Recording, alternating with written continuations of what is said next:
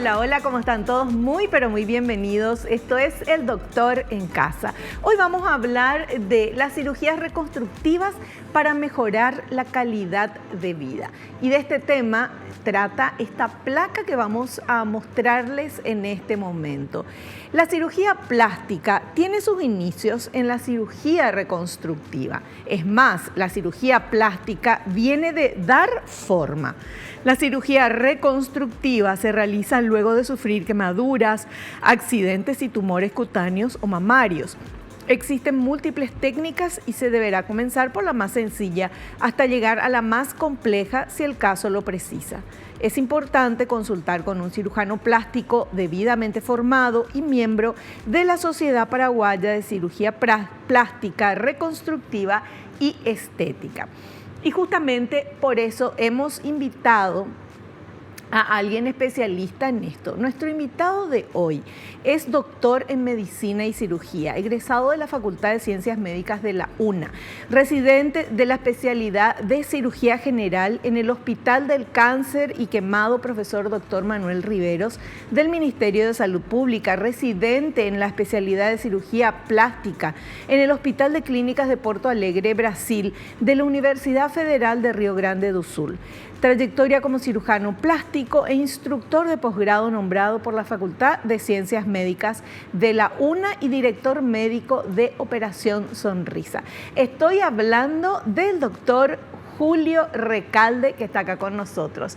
Doc, ¿cómo estás? Bienvenido al programa. Hola Vivi, un placer estar aquí y para hablar de un tema apasionante, ¿no? Un tema que te apasiona, ya lo vemos porque hemos hablado de esto en diferentes programas, pero ¿cuáles son las cirugías reconstructivas? Porque evidentemente reconstruís algo que estuvo bien, ahora está mal o ya de nacimiento. ¿Cómo es el tema? Bueno, la cirugía plástica, ¿verdad? La palabra plásticos viene de dar forma, ¿verdad? Entonces, la cirugía plástica se inició para dar forma a la gente, ¿verdad? Empezó grandemente durante la Primera Guerra Mundial con Sir Harold Gillis, que se especializó en hacer la reconstrucción de las caras y de los miembros de los soldados que fueron a combate, ¿verdad? Eso se fue afinando de acuerdo a qué tipo de defecto tenía la persona, y después se fueron aplicando esas mismas cosas a la reparación de fisuras, a la reparación de quemados, que también los quemados también fueron un gran tópico en la parte de reconstrucción. Y después se llevó eso también al área oncológica, ¿verdad? El área oncológica, el cáncer, tumores de piel, tumores de mama, tumores donde se pierde cierta cantidad de tejido, ¿verdad? Por ejemplo, los huesos de los miembros, que a veces se requiere amputar un miembro y se requiere de repente hacer algún tipo de reconstrucción como para que se le pueda poner una prótesis o algo de eso. Es decir, el espectro de la cirugía plástica es muy amplio. Nosotros solemos decir, entre bromas y bromas, ¿verdad?, que la cirugía más general de todas es la cirugía plástica, porque abarca desde el pelo hasta la punta del dedo gordo, ¿verdad? Y pasando por todas las etapas.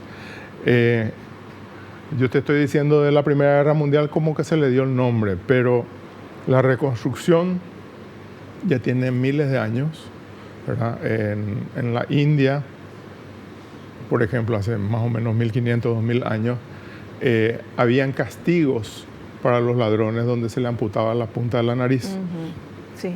Entonces, de ahí empezaron, como ese era un estigma, ¿verdad?, claro, para la persona, porque ya todo el mundo sabía que vos robaste. Entonces empezaron a idear formas de reconstrucción nasal, que fueron de diferentes formas, pero siempre con tejidos locales, con tejido de la frente y esas cosas. Es decir, y ya reparaciones hace 500, 600 años de fisurados o un montón de cosas donde se intentó reparar y dar forma nuevamente a aquello que estaba lesionado o estaba deformado. Entonces, el avance de las técnicas quirúrgicas, de los elementos para cirugía, de los avances en anatomía han permitido que nosotros podamos ser cada vez más finos en ese proceso de reconstrucción y buscar cada vez mejores resultados con menos secuelas y todo eso. Perfecto. Bueno, y ese es el tema que vamos a hablar hoy, cirugía reconstructiva para mejorar la calidad de vida. Y esta cirugía es la que ustedes hacen en Operación Sonrisa, doctor, ¿verdad? Sí. Es el tipo de cirugía reconstructiva. Claro, la cirugía reconstructiva. Reconstructiva para nosotros, para los padres, estética. Claro. ¿Verdad? La reconstrucción de todos los elementos, vamos a decir, todas las capas que hay en el labio, por ejemplo, que es la piel, el músculo, la mucosa del lado oral, todo eso se reconstruye en diferentes capas como para darle una forma normal, una forma más presentable para la sociedad, más visible y que funcione bien, ¿verdad? En cirugía reconstructiva nosotros hablamos primero preservar la vida, segundo preservar la función y tercero preservar la estética. Claro. Entonces, una vez que nosotros le salvamos a nuestro paciente, buscamos que eso que se lastimó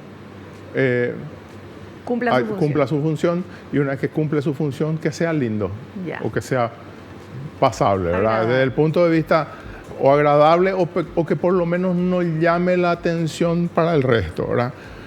Nosotros como animales sociales lo que nosotros queremos es parecernos a los demás, ¿verdad? Entonces alguien que tiene un defecto, sea congénito o un defecto, el que perdió la oreja, por ejemplo, en un accidente de tránsito, esa persona lo que no quiere es que se le esté mirando, mira, ¿qué te pasó? Le falta ¿Qué te pasó? una oreja, ¿Verdad? sí.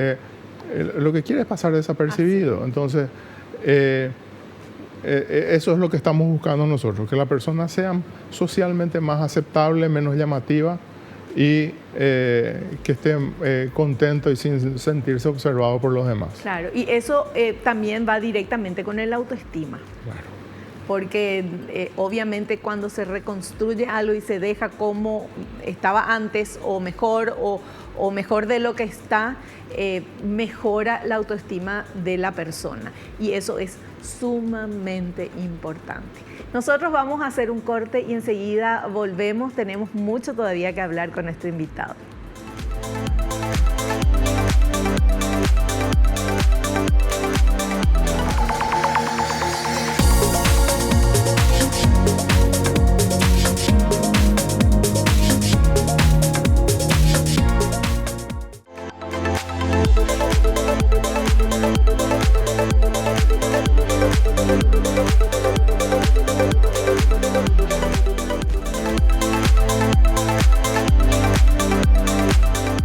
Seguimos charlando con nuestro invitado, el doctor Julio Recalde. Hoy hablamos de cirugías reconstructivas para mejorar la calidad de vida. Y tenemos varios materiales que queremos compartir con todos ustedes y el doctor nos va a explicar.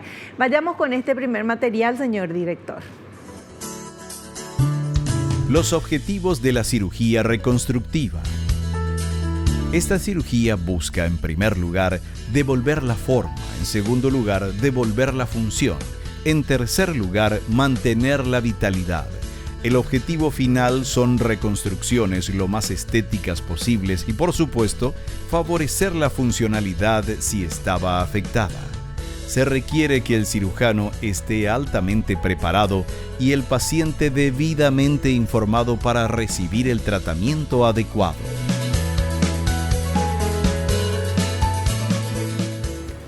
Muy bien, sí, y es súper importante el tema del paciente informado, porque muchas veces nos vienen al consultorio personas que han tenido o traumatismos importantes o tratamientos oncológicos muy importantes, con una expectativa de que van a salir igualito a como estaban antes y en una sola etapa. Y muchas veces esa parte de la información, de tener al paciente informado, es decirle, sabes que en tu caso podemos hacerlo en una sola etapa o en este caso vamos a tener que hacer primero una etapa de preparación y después una segunda etapa 6 meses después como para conseguir los resultados. Por ejemplo, cuando hablamos de reconstrucción de oreja, por darte un ejemplo, en los pacientes que nacen sin pabellón auricular, la cirugía como mínimo tiene 3 etapas. Y esas 3 etapas tienen como mínimo 6 meses una con otra. O sea, 3 veces se tiene que operar, Claro. 3 veces y en 1 año y medio. En 1 año y medio, sí. Y eso es importante que sepa. Claro. Claro. Porque la primera etapa, por ejemplo, en la reconstrucción de oreja es sacar costilla. Esa costilla se trabaja, se le da forma, se forma un pabellón, se coloca en el espacio, ¿verdad? En una primera etapa. En la segunda etapa se forma el lóbulo. En la tercera etapa se coloca el injerto de piel para la cara posterior de la oreja. Y a veces cuando hay conducto, por ejemplo, cuando hay un conducto que puede volver a utilizarse, entonces en la última etapa se hace la apertura del conducto auditivo. Algunas veces, la mayoría de los chicos que nacen sin pabellón auricular no tienen conducto auditivo, pero se podría en algunos casos. Por ejemplo, en un paciente con un trauma, ya que te estoy hablando de oreja, ¿verdad? Sí. Un accidente de moto, por ejemplo, que pierde toda la oreja. En esos casos, por ejemplo, hay que hacer una etapa más, por lo menos, que es preparar un tejido acolchado que va a estar ahí para recibir después todo lo que vamos a armar de costilla y esas cosas. Por eso muchas veces en los casos de postraumáticos no se hacen las reconstrucciones como si fuese una malformación congénita. De repente se opta por ponerles simplemente un implante, ¿verdad? Hoy en día se hacen muy lindos implantes de silicona con el color de la piel, se hace todo. Te iba a preguntar, ¿no hay implante de silicona? Y se pone ahí, claro. El tema es que también tiene sus defectos, ¿verdad? Pero especialmente en los que son postraumáticos, se prefiere hacer algo así más simple, prótesis, ¿verdad? En los casos que son congénitos, sí se busca hacer la cirugía en varias etapas y hoy en día se tienen muy buenos resultados estéticos. Qué bueno, qué bueno, qué bueno. Interesante saber eso y también que existe prótesis de oreja, se llama. Sí. ¿Verdad? Bueno, de silicona, porque me imagino que tantos accidentes hay de moto y lo primero que, si no tienen casco, lo primero que si salen vivos, que se lastima es la cara, la oreja. Claro, pero hay muchas condiciones donde uno puede poner una prótesis, ya que vamos por eso ahora. Por ejemplo, gente que tuvo cirugía oncológica o traumatismos importantes en perdió el globo ocular y esas cosas, y de repente es más fácil ponerle una prótesis que parezca que tiene un ojo y que parece que se hace muy similar uno con otro, y esa persona está muy tranquila sin haber tenido el trauma de varias cirugías, ¿verdad? Claro. Porque las reconstrucciones de rostro,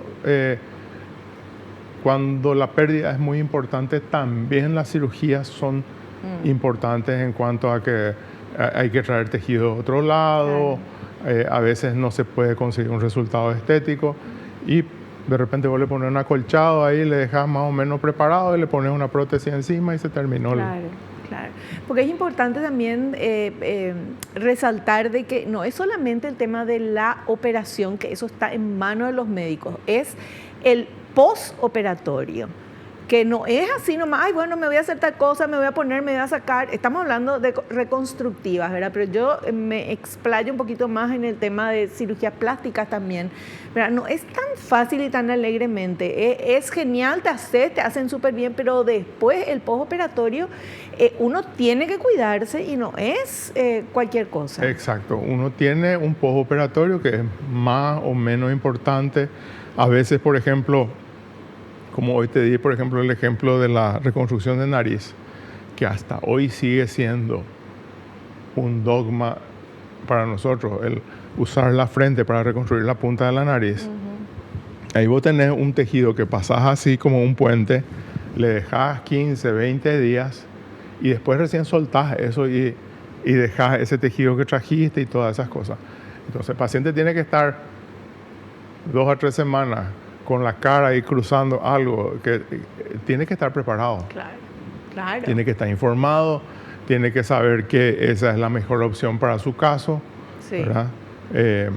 Y muchas veces cuando nosotros le explicamos a los pacientes, le sacamos un tumor de la punta de la nariz y le digo, bueno, hay que hacer una reconstrucción compleja o hacer una reconstrucción que va a ser más simple, pero estéticamente se va a notar el resultado, ¿verdad?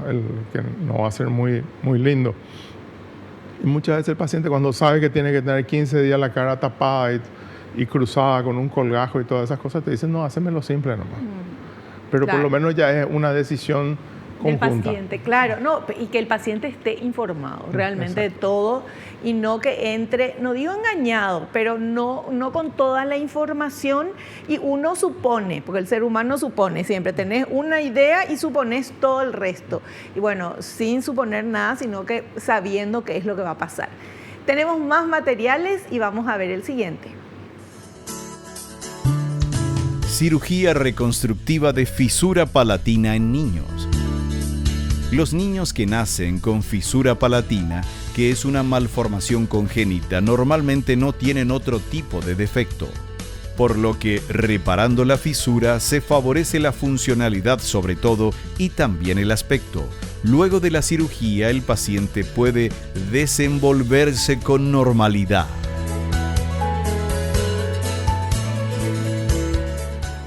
Muy bien. El tema de la fisura, por supuesto, es un tema para mí siempre apasionante, ¿verdad? Nosotros le llamamos fisura de labio y de paladar, que son dos entidades que en la mayoría de los chicos se presentan juntas, pero algunas veces se puede presentar solamente fisura del labio o solamente fisura de paladar. La fisura del labio siempre se repara para que el niño sonría, que es una de las primeras cosas que el chico hace, ¿verdad? Sonreírle a la mamá cuando ve el rostro y siente la voz de la mamá, sonríe. Y por supuesto, al tener reparada toda su estructura facial, la sonrisa es mucho más atractiva para la madre y para todos los que le rodean. La fisura del paladar, por otro lado, es la fisura que se produce adentro de la boca y que tiene por característica que el chico que tiene fisura palatina habla con mucha dificultad, habla por la nariz. De ahí que en ese caso es mucho más funcional la cirugía que estética. Para ¿verdad? que pueda hablar bien, ¿verdad? Vamos a decir, siempre me gusta que luzca bien, pero no me importa tanto si no luce bien, pero el chico habla bien. Claro. ¿Verdad? Más o menos esa sería la forma de pensar. Pero por supuesto que si no luce bien, tampoco funciona bien, y eso es algo que la experiencia nos enseña, ¿verdad? Entonces ahí reparamos la musculatura del paladar, hacemos que ese paladar sea móvil, que ese paladar pueda tocar atrás la pared posterior de la faringe, y de esa forma no permite que el aire salga por la nariz cuando dice papá, tatá, coco, qué sé yo, ¿verdad? Entonces esas son las formas en que nosotros vemos la funcionalidad. La cirugía de la fisura es una cirugía relativamente simple, vamos a decir, por supuesto con la debida experiencia. Es 1 hora de tiempo de anestesia general, con la cual uno consigue un resultado que cambia la vida del chico. Doctor, cuando habló de que prefiere la funcionabilidad a la estética, en algunos casos, ¿verdad? ¿Se puede después hacer otra cirugía para que la estética también esté completita? Claro, yo te estoy hablando específicamente del paladar, sí, ¿verdad? Sí. El paladar, si funciona y no está lindo, yo no tocaría, claro, ¿verdad? Claro. No, yo pensaba en los labios. El labio sí, pero siempre nosotros tenemos un principio por el cual buscamos que siempre la primera cirugía sea la definitiva. Ah, ya. Eso es lo que se busca siempre, ¿verdad? Cuanto más retoques, más cicatrices, cuanto más cicatrices, más el resultado también es más tórpido, vamos a decir, no es tan certero. O sea que la cirugía de paladar y de labios, o sea, la palatina, se hace una sola vez. No, es la preferencia, Es lo ideal. Es ¿verdad? lo que ustedes lo tratan ideal, de hacer, claro. por lo menos en operaciones. Que sea una sola vez. Fantástico. Hacemos un cortecito, seguimos hablando a la vuelta del corte de las cirugías reconstructivas que pueden mejorar la calidad de vida.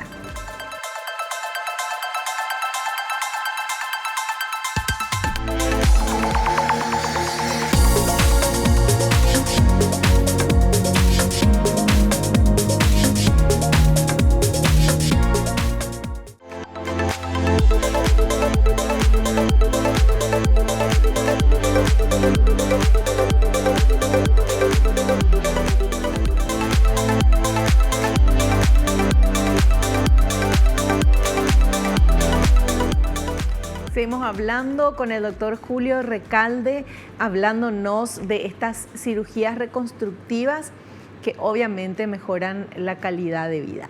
Y tenemos este otro material, señor director, vamos a compartir, por favor.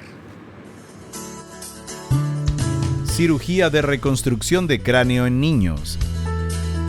Se realiza en casos de una deformidad a causa de un defecto de nacimiento, una lesión, enfermedad o un tumor.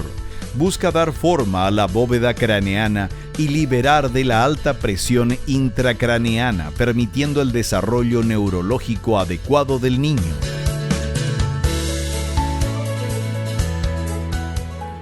Sí, las cirugías craneales o craneofaciales, ¿verdad?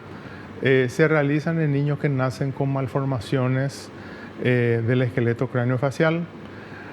Por lo general, en la parte craneal, la bóveda craneana se caracteriza porque los huesos al nacer no están pegados uno con otro. Entonces es como una bóveda flotante.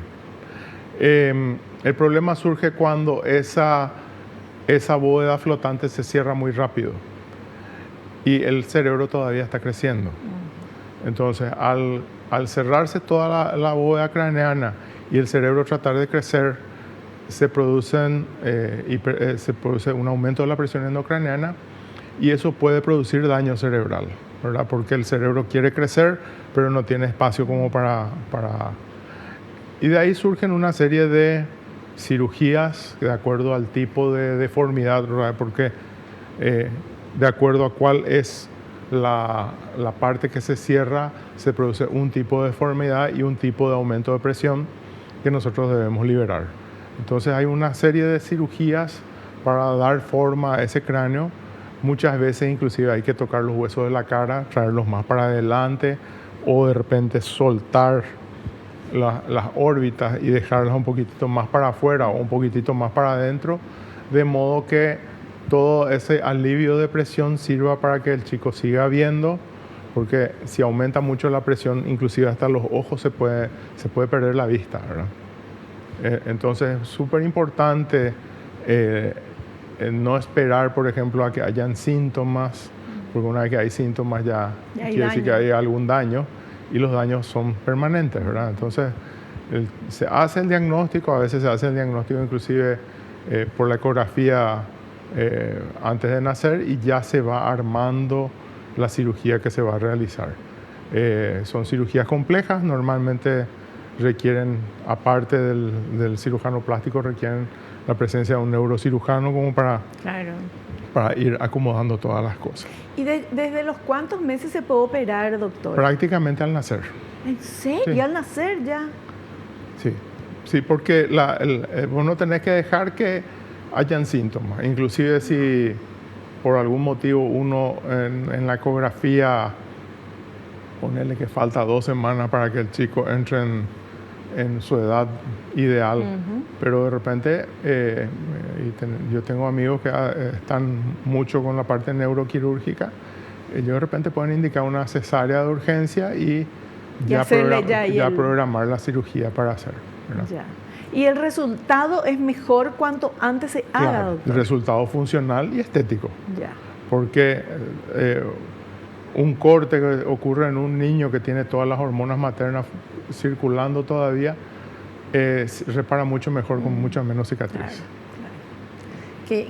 Qué fantástica es la medicina y todo lo que avanzó, doctor. Porque hablar de esto ahora, esto no se podía hablar hace, no sé, unas décadas atrás. de ver ya en la ecografía, y si es necesario ya se hace la cesárea, ya nace antes, ya se lo opera, ya todo, y después el bebé está perfecto. Exacto.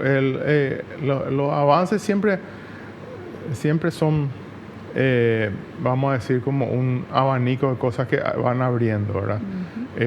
La ecografía nos permitió ver, la banalización de la ecografía es saber el sexo normal de la criatura, ¿verdad? Sí. Pero hay un montón de cosas que uno puede descubrir ya en la ecografía. Puede descubrir fisuras, puede descubrir malformaciones de cráneo, puede descubrir malformaciones de mano. Y uno ya va programando, por lo menos ya le va preparando a los padres. Eso también. Y esa es una muy buena vacuna. Sí. Y poder hacerle algo a los padres ya, ¿verdad? Antes ya ir preparando, vamos a operarle más o menos en tal época, vamos a hacer esto, vamos a hacer aquello, vamos a hacer lo otro. Hay malformaciones de cráneo que se acompañan con malformaciones de dedo, por ejemplo. Yeah. Entonces, todo eso, hoy la ecografía te permite muchísimo eso, y la ecografía no es invasiva, es decir, no produce daño a la madre ni al feto. Entonces es un estudio que, por supuesto, lo que tenemos que hacer es que las madres acudan a sus controles para hacerse eso. Para poder hacerse eso. Perfecto. Bueno, tenemos otro material. Adelante.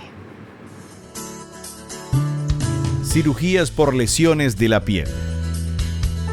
Las úlceras por presión y otros tipos de lesiones que se producen en el tejido cutáneo requieren de cirugías de complejidad variable que van desde simples retiradas de tumores y cierres directos hasta cirugías complejas con grandes reconstrucciones.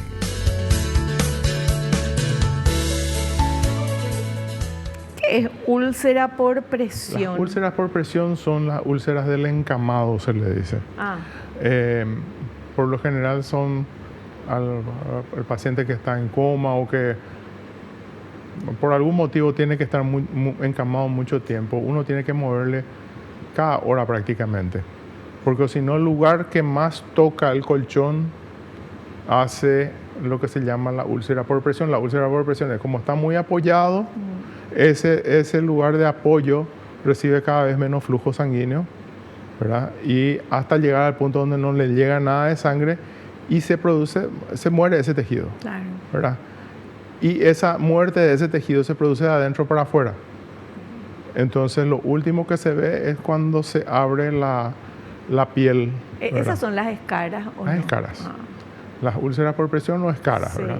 Por eso que cuando un paciente está mucho tiempo acostado, se le cambia de lugar, se le mueve, se le pone al costadito, al otro costado, claro, para tratar de evitar. Y los chicos que tienen, por ejemplo, o las personas que han tenido espina bífida, la espina bífida es cuando el tejido nervioso de la parte de la cola, en lugar de estar protegido, se queda hacia afuera. Y entonces esa persona no tiene desarrollo neurológico en las partes distales. Entonces tienen parálisis de miembros inferiores, o pacientes que han tenido grandes traumatismos de moto, de lo que sea, ¿verdad? Y que perdieron parte de la movilidad por la columna. Esas personas no sienten, esas personas no tienen sensibilidad y tienen que estar mucho tiempo dependientes de otros. Y entonces es muy, muy probable que para los 20 años tengan 2 o 3 cicatrices ya de úlceras chiquitas, claro, qué sé yo. Y entonces tenemos que cuidar bien al chico o al paciente, ¿verdad? Cuidar bien de su movilización, de que el acolchado sea en cama de agua, de repente, todo ese tipo de cosas. Ahora, llegado el caso de que se produce la úlcera, de acuerdo al tamaño, hoy en día tenemos muy buenas curaciones biológicas, ¿verdad? En las cuales uno coloca unos productos en la úlcera y eso hace que el tejido vuelva a crecer. ¡Qué bueno! Ahora, ¿Y no hay piel sintética o piel así que se pone...? No, la propia piel va creciendo. La propia piel de los alrededores, en la medida que el tejido va, esa piel va creciendo. Ahora, hay casos, por ejemplo, donde por ahí se quedó un hueso expuesto. Y el hueso expuesto siempre tiene que tener una cobertura porque Si no, se empieza a descomponer y produce osteomielitis, que es una infección crónica. Entonces, en esos casos nosotros tenemos que traer cobertura, claro, ¿verdad? Y ahí tenemos que hacer grandes colgajos, traer tejido, por ejemplo, si está en la zona de la nalga, la úlcera, o en la zona del sacro, que es en el medio mismo, entre las dos nalgas, es un lugar muy, muy frecuente de úlcera. Entonces tenemos que traer de la espalda tejido para tapar eso. O sea, siempre tiene que ser el tejido, sí, el tejido humano, sí, que se saca un poquitito, exacto, y se le tapa. Exacto. Y se trae como colgajo. ¿Qué quiere decir colgajo?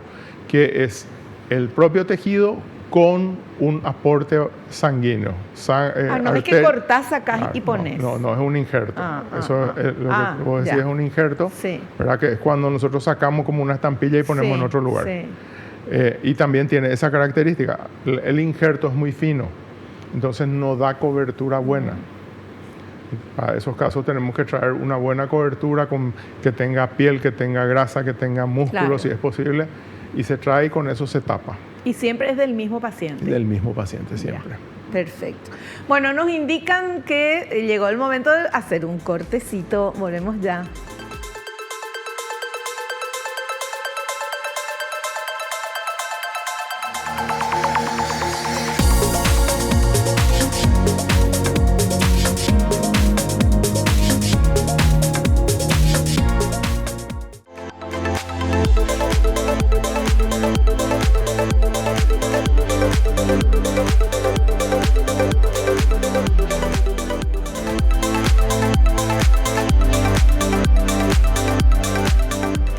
Estamos hablando con el doctor Julio Recalde, nuestro tema, la cirugía reconstructiva para mejorar la calidad de vida. Y ya vimos varias cirugías, varios momentos en que es necesaria esta cirugía. Y ahora vamos a hablar de la cirugía reconstructiva de mamas, cuando hace falta eso y cómo. Después el doctor nos va a contar, ¿verdad? Pero me imagino cómo cambia también la vida de esa mujer luego de una cirugía reconstructiva de mama. Pero veamos, por favor, el material. Cirugía reconstructiva de mamas. Se realiza a pacientes en quienes les fue resecado o retirado parte o todo el tejido mamario por cáncer de mama. Puede tratarse de una simple cirugía o ser reconstrucciones complejas según el caso. Esta cirugía puede favorecer mucho psicológicamente a la mujer tras el tratamiento del cáncer de mama.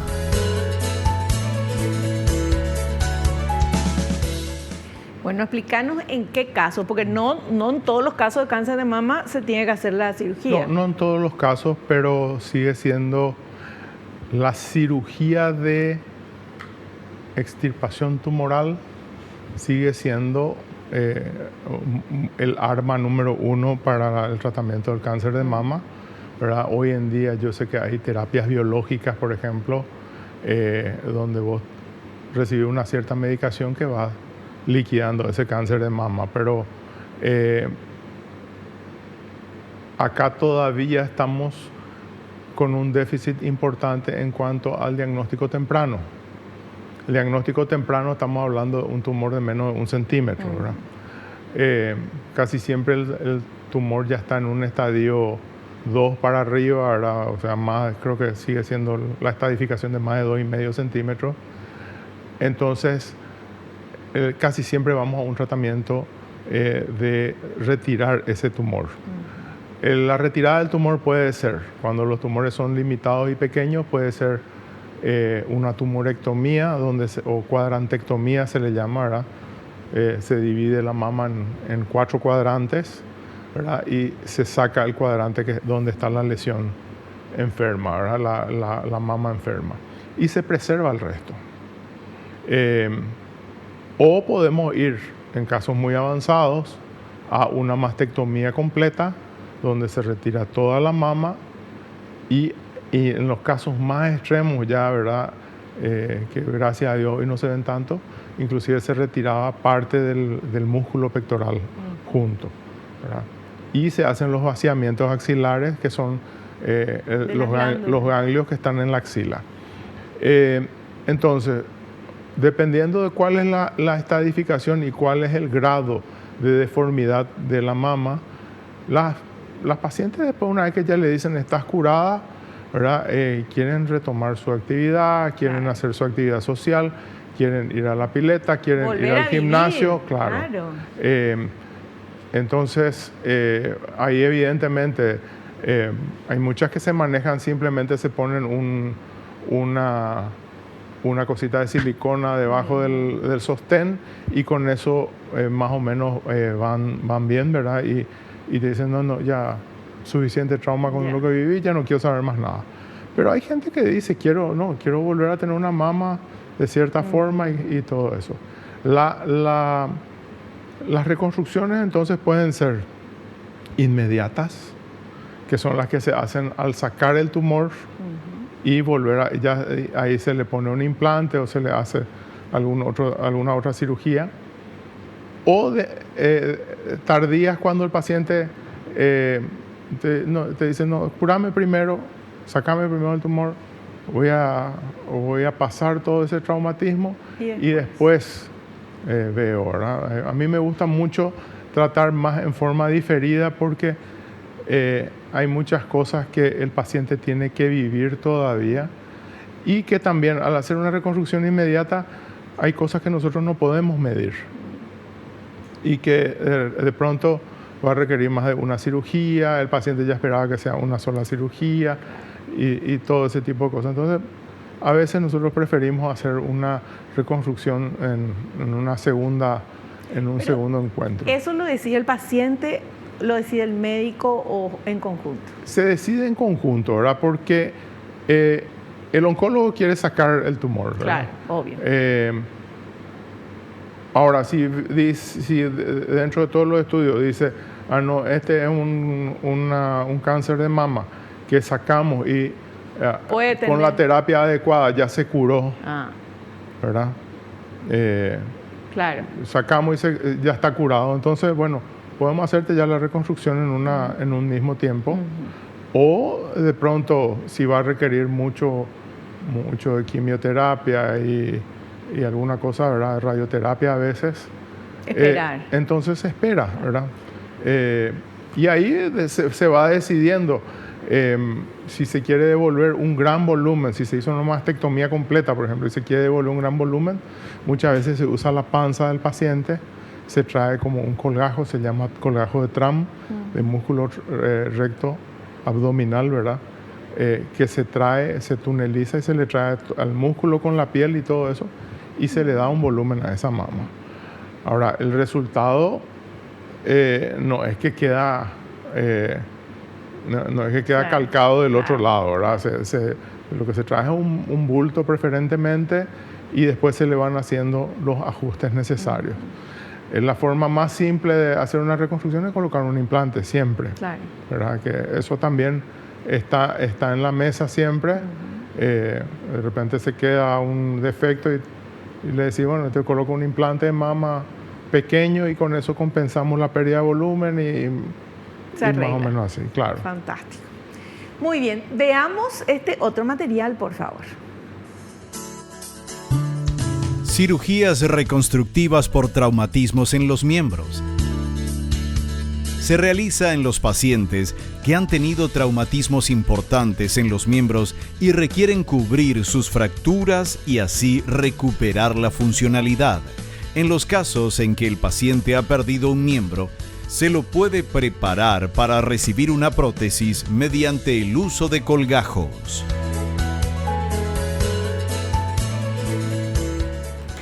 Sí, hoy en día la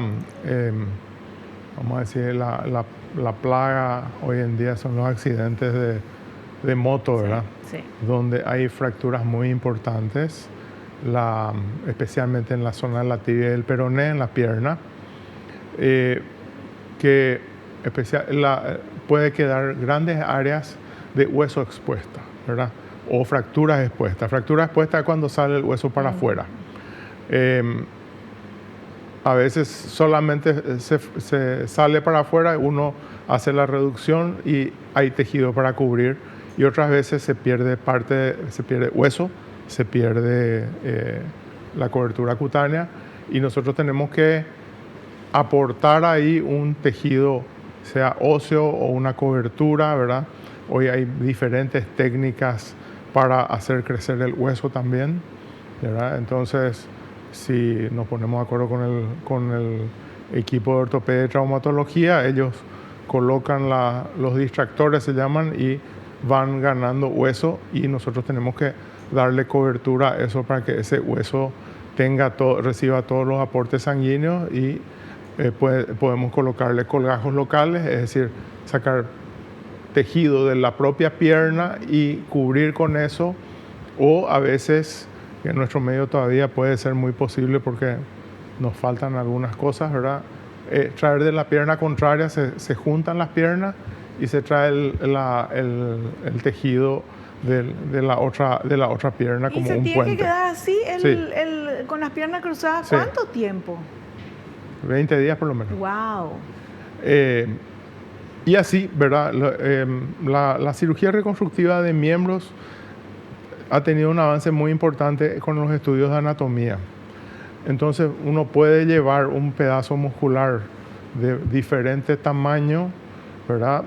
Con su arteria y su vena a diferentes partes del cuerpo, no solamente a los miembros, ¿verdad? Pero se puede hacer un colgajo microquirúrgico, o a veces se trae un colgajo microquirúrgico. Algo de lo que no hablamos, por ejemplo, es de la parálisis facial, ¿verdad? De repente se puede traer un colgajo músculo neurocutáneo, ¿verdad? Se le junta el nervio al segmento nervioso, la arteria y la vena, y ese músculo empieza a hacer mímica facial, ¿verdad?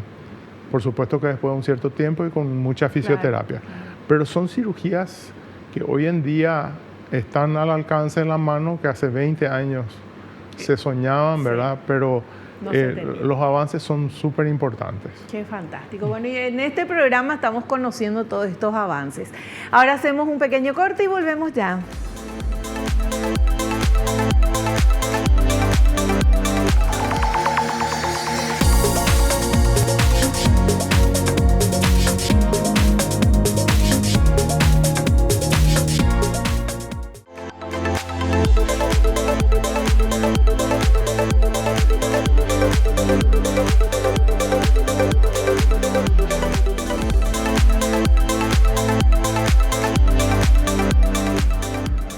Último bloque de programa y tenemos todavía un material más que queremos compartir. Adelante.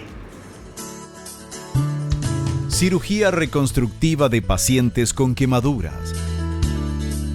Las quemaduras pueden ser muy graves y pueden causar daños en la piel, músculos, huesos y tejidos blandos. El paciente quemado requiere un tratamiento de alta complejidad en varias etapas. Es una cirugía de importancia que permite al paciente volver a la vida y a su actividad laboral.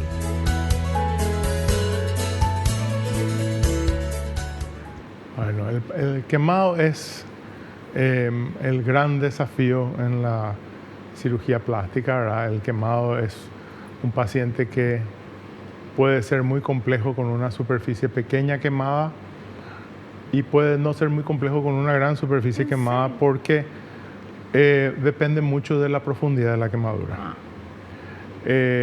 También depende otro factor súper importante en el quemado, especialmente cuando son quemados por incendio y esas cosas, que no se le hayan quemado las vías aéreas. El paciente que tiene quemadura de vía aérea es un paciente grave de entrada, aunque tenga solamente un enrojecimiento en la piel. Claro, porque tiene por adentro, claro, el tema de la vía aérea quemada es lo que le puede arruinar la vida, le puede matar inclusive. Entonces, siempre cuando uno está examinando un quemado, tiene la obligación de ver que las vías aéreas estén en condiciones. ¿Y si están quemadas las vías aéreas, qué pasa? ¿Qué se le hace? Se le mantiene en terapia hasta que... O sea, se cura solo, hasta por que se cure solo, prácticamente. No se le hace nada, no se le puede hacer nada. Solamente terapias de sostén. Ya. Hay así pequeños, vamos a decir, pequeñas cosas que van ayudando, pero tenemos que dejarle al cuerpo que haga su respuesta. Pero siempre el quemado puede tener problemas de pérdida de líquido. El gran quemado, ponerle de segundo grado, que se quema un 20% del cuerpo, tiene mucha pérdida de líquido, es como una canilla abierta, ¿verdad? Entonces nosotros tenemos una fórmula para evaluar para evaluar al quemado según su superficie, y de esa manera nosotros tenemos que calcular cuánto líquido le vamos a dar a esa persona. Evaluar también la profundidad de las quemaduras. Las quemaduras se suelen medir en primer, segundo y tercer grado, ¿verdad? El primer grado es enrojecimiento, segundo grado es la presencia de ampollas, y el tercer grado es cuando ya el tejido está necrótico. El tejido necrótico es como un cartón.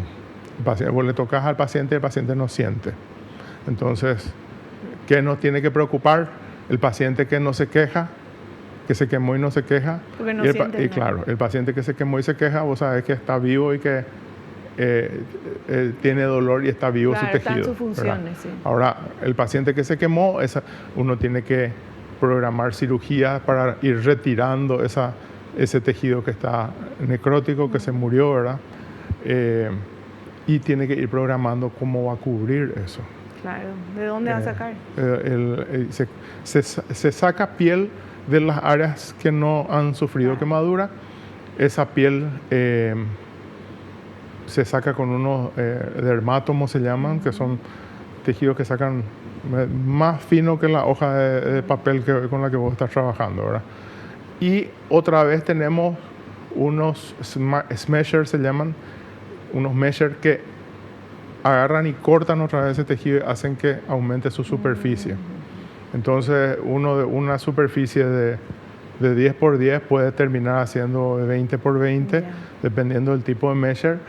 Y se usa ese tipo de mesher de acuerdo a la superficie y el lugar donde está quemado. ¿Cómo se pega esa piel a la piel? Se pega y se le pone una cobertura. Se le pone así y se le pone una cobertura. Eso en 2 o 3 días ya está integrado, ¿verdad? Está esa piel, al ser tan fina, ¿verdad? Solamente necesita que le pase justamente el sudor que producen las quemaduras. Y ahí ya con eso, es que es el exudado, ¿verdad? Sí. Yo le digo sudor para que la gente pueda entender, pero con ese líquido que viene, ese tejido ya puede vivir. Qué maravilla. Lo que es, vuelvo a insistir en lo que decíamos al inicio del programa, qué maravilla estar viviendo en esta época que se tienen todos estos avances y que tanta gente ya puede estar bien hoy después de tener su cirugía reconstructiva. Doctor, te queremos agradecer inmensamente el tiempo y que viniste acá a explicarnos, a contarnos todo esto. Te agradecemos y te esperamos en un próximo programa. Muchísimas gracias, Vivi. Ha sido un placer y un gusto como siempre. Y nosotros nos encontramos en el próximo programa, si Dios así lo permite. Y no te olvides lo que te digo siempre, porque es cierto, naciste para ser feliz. No te conformes con menos. Chao, chao.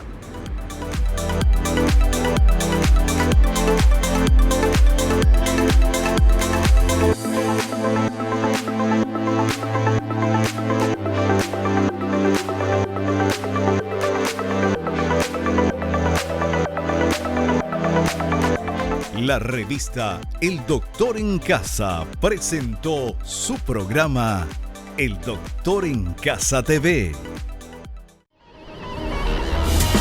Fue una realización de Alicante.